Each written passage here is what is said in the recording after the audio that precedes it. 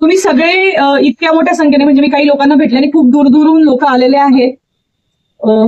आमच्यासाठी हे फारच महत्वाचं आहे. म्हणजे फक्त आधाराच्या पातळीवर नाही तर भावनिक पातळीवरही आज आम्ही सगळ्याच मैत्रिणी ज्या भावनिक एका परिस्थितीतून जातोय त्यासाठी इतके लोक आपल्या सोबत आहेत हे माहीत असणं आमच्यासाठी महत्वाचं आहे. सुरुवातीला जे काही घडलं आणि ज्या प्रकारे घडलं तेव्हा आम्हाला असं वाटलं नव्हतं की हे असं असेल. म्हणजे असं वाटतं की सिस्टीम मधले काही 2-4 लोक चुकतात, मग त्या लोकांची तक्रार आपण करू आणि सिस्टीम मध्ये बाकी पण लोक आहेत ते आपलं ऐकून घेतील. इतकाच तक्रार नोंदवायला जाताना आमच्या डोक्यात होतं. ती तक्रार नोंदवली नाही आणि आज 1 तारखेला संध्याकाळी आम्ही कोथरूड पोलीस स्टेशन 1 तारखेला रात्री 12:15च्या सुमारास काहीतरी आम्ही तिथे होतो. 2:55च्या दरम्यान आमचं रिसिव्ह केली गेलेली आहे रिसिव्ह कॉपी आमच्याकडे आहे की आमची तक्रार 1 तारखेला रात्री घेतली गेली, रात्री 3च्या सुमारास. आज 7 तारखेची संध्याकाळ उगवलेली आहे. मध्ये बऱ्याच घटना घडल्या ज्या संपूर्ण महाराष्ट्राने पाहिल्या.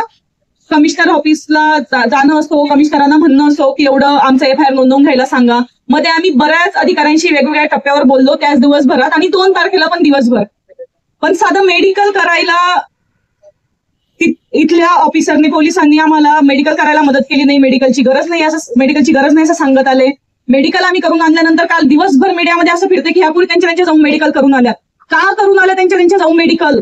तुमच्याकडेच बसलो होतो आम्ही 2 तारखेला कोथरूड पोलीस स्टेशनला की सर तिला मारलंय, मेडिकल करायची गरज आहे, मेडिकलची लिस्ट द्या. का लिस्ट केली गेली नाही? खरं तर हे प्रश्न विचारले गेले पाहिजेत. त्या स्वतः जाऊन मेडिकल करून आल्या, हा काय मुद्दा आहे? का स्वतः? आम्हाला काय माहिती की मेडिकल करायचं असतं? आम्हाला 4 लोकांना विचारावं लागलं त्या पोलीस स्टेशनच्या बाहेरूनच, त्याच ग्राउंड मधून की काय करू आता, पोलीस नाही म्हणतात त्याचं पुढे काही करायला आणि FIR दाखल करायचा असेल तर आमच्याकडे पुरावे काही लागतील ना. तेव्हा आम्ही आमचं जाऊन ससूमधून मेडिकल करून आलोय. आता माझं एवढंच म्हणणं आहे आपल्या सगळ्यांनाच की जेव्हा 3 दलित मुली सांगते वेगवेगळ्या पद्धतीने हा विषय आता डायव्हर्ट करायचा प्रयत्न करतील, पण ह्या 3 सामान्य घरातल्या वेगवेगळ्या गावातून इथे शिक्षण घेऊन नोकरी करणाऱ्या पोरी आहेत ज्यांचं काहीच पॉलिटिकल बॅकग्राऊंड नाही, ज्यांचं काही सोशली स्ट्रॉंग बॅकग्राऊंड नाही, आर्थिक स्ट्रॉंग बॅकग्राऊंड नाही. त्या पोरींना काय मिळून जाणार आहे यांच्यासोबत लढून? त्या मुलींना काय मिळणार आहे खोटं बोलून एवढ्या मोठ्या सिस्टीमला अंगावर घेऊन? म्हणजे काय मोठं असतं त्यांचं खोटं बोलायचं, एवढा तर विचार करा. एकदा त्यांच्या डोळ्यात बघा, ढसा रडले ते CP ऑफिसला 4 वेळा की ही सिस्टीम आमचं ऐकत नाही आणि नाही करायचं मला हे सगळं. जेव्हा तुम्ही असं म्हणता की हा सगळा बनाव आहे आणि हे सगळं त्या खोटं बोलतायत, असं काही घडलंच नाहीये, सत्यता नाहीये, तर एक मोठं सांगा यार की काय मिळणार आहे त्यांना? जर हे 3 दलित मुली सांगतायत की त्या कोथरूड पोलीस स्टेशनमध्ये आमच्यावर जाती, व्हर्बल, शारीरिक, लैंगिक अत्याचार झाले, ते तुम्हाला ऐकायचं नाहीये. आम्हाला एवढ्याच प्रश्नांची उत्तरं हवी आहेत की कोर्ट जे ठरवेल ते ठरवेल. कदाचित पुरावे नसल्यामुळे सिद्ध पण होणार नाही काही उद्या. तुमच्या हातातच आहे ना लढाई. एकदा FIR दाखल होऊ द्या, जो बेसिक कॉन्स्टिट्युशनल राईट आहे आमचा तो दाखल होऊ द्या. नंतरची लढाई लढायचीच आहे ना.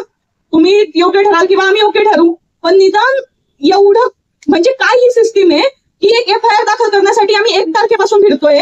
ज्या पोरींवर अत्याचार झाले, ज्या पीडित आहेत त्या दिवस रात्र फिरतात ह्या सगळ्या सिस्टीम भोवती. ह्या पोलीस स्टेशनला जा, ह्या अधिकाऱ्यांशी बोला, मग आमचे सिनियर येतील मग त्यांच्याशी बोला, मग आमचे ते सिनियर आहेत त्यांच्याशी बोला, आमची PP टीम बसली आहे ती तुम्हाला सांगेल आणि शेवटी एक कागद आम्हाला दाखवलंय की याच्यात सत्यता नाही. तर हे सगळं जे चाललंय ना, त्याचं खरं तर राग, तर जेवढा राग येतोय ना तेवढं वाईट वाटतं, तेवढं हे वेदनादायी आहे. कारण आम्ही आमच्याच देशात आहोत. हे सगळे पोलीस ऑफिसर जे काही आहेत ते आपल्यासारखीच माणसं आहेत, ती आपलीच माणसं आहेत, ती आपलीच सिस्टीम आहे. कुठल्या दुसऱ्या देशाचे आपले शत्रू आहेत का ते? नाही. मग तरी त्यांना असं वागावं लागतंय आणि ते तरी असं वागतायत, याचं वाईट वाटतंय. शत्रूशी लढणं वेगळं असतं, तुम्हाला आपल्याशीच लढावं लागतं इथे. आणि का? म्हणून तर आम्ही दलित आहेत म्हणून. माझी अजूनही इथल्या गृहमंत्र्यांना, मुख्यमंत्र्यांना विनंती आहे की सर FIR दाखल करून घ्यायचे आदेश द्या. भारताच्या, महाराष्ट्राच्या तरी लाखो पोरी तुमच्याकडे बघतायत मागच्या 4-5 दिवसापासून की ह्या 3 पोरींना नुसते FIR दाखल करण्यासाठी सिस्टीम एवढं फिरवते. उद्या जर एखाद्या पोरी सोबत काही झालं तर ती पोरगी हिंमत तरी करेल का पोलिसांना सांगण्याची, पोलीस स्टेशनला यायची? काय संदेश देताय तुम्ही महाराष्ट्राच्या पोरींना की नका करू कंप्लेंट, सहन करा, जे होते तुमच्यासोबत सहन करत राहा, जाती अत्याचार सहन करा, लैंगिक अत्याचार सहन करा. तुम्हाला जर हा संदेश द्यायचा नसेल, आणि तुम्हाला खरंच सांगते महाराष्ट्राच्या इतिहासात हा सेटबॅक ठरणार आहे जर तुम्ही आता याच्यावर काहीच घेतलं नाही ना ऍक्शन, तर तुम्हाला ह्या सगळ्या पोरी बघतायत आणि तुम्ही त्यांच्या मनात एक संदेश देऊन जाणार आहेत. तुमचा राग येण्यापेक्षा ह्या सगळ्या गोष्टींचं वाईट वाटतंय आणि ते वाईट वाटणं सोबत घेऊनच तरी पण आम्ही लढतोय, कारण की इथल्या संविधानावर आमचा विश्वास आहे, इथल्या कायद्यावर आमचा विश्वास आहे. आम्ही लढत राहू. जरी FIR दाखल करून घेतला नाही तर आम्ही न्यायालयीन मार्गाने जायची आमची तयारी सुरू केलेली आहे. आमच्या सोबत या संघर्षात जे आपण सगळे लोक आहात त्या सर्वांना मी मनापासून धन्यवाद देते, कारण की ह्या सगळ्याची आम्हाला खरंच आता गरज आहे. आम्हाला असं वाटण्याची गरज आहे की आमच्या सोबत हातात हात घालून लोक उभे आहेत. हम तुम्हारे साथ है. आणि शेवटचं हे सांगते, ही पोरी 3 मुलींची नाही, ही लढाई फक्त 3 मुलींची राहिलेली नाही. आता ही लढाई त्यांच्या माझ्या सारख्या महाराष्ट्रात लाखो पोरींची झालेली आहे आणि आम्ही ती सर्व मिळून लढू. सार्वजनिक लढाई आहे ही, त्यांच्या एकट्याची लढाई नाहीये आणि आपण सोबत राहिलं पाहिजे ह्या लढाईत. धन्यवाद.